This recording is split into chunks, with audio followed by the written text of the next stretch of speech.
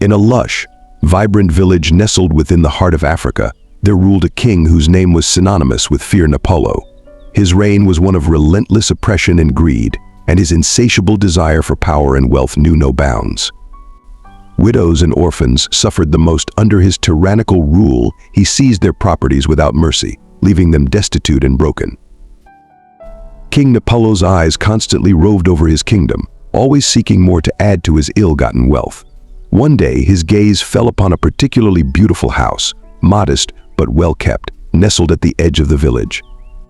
It belonged to Amina, a widow who had lost her husband to one of Napolo's ruthless edicts. She lived there with her son Marlik, a boy of 14 whose heart beat with a fierce and unyielding courage.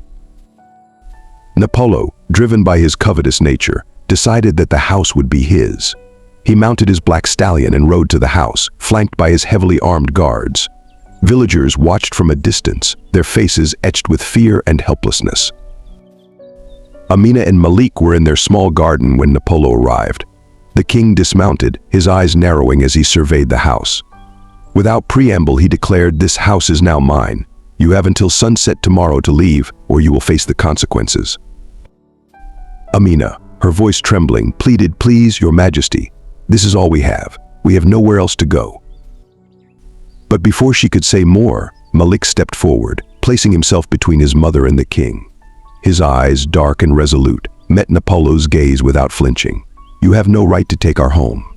This house belongs to us." The villagers gasped in horror at the boy's audacity. No one had ever dared to speak to Napolo in such a manner. The king's face twisted with rage. "How dare you defy me, boy? Do you wish to bring ruin upon yourself and your mother?"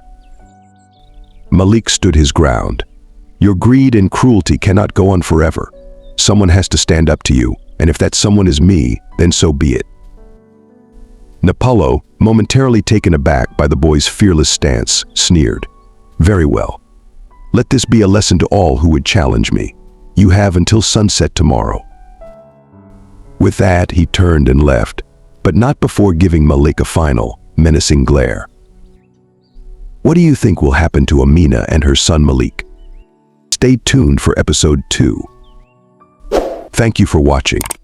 Don't forget to like, share, and subscribe for more inspiring stories from history and folklore.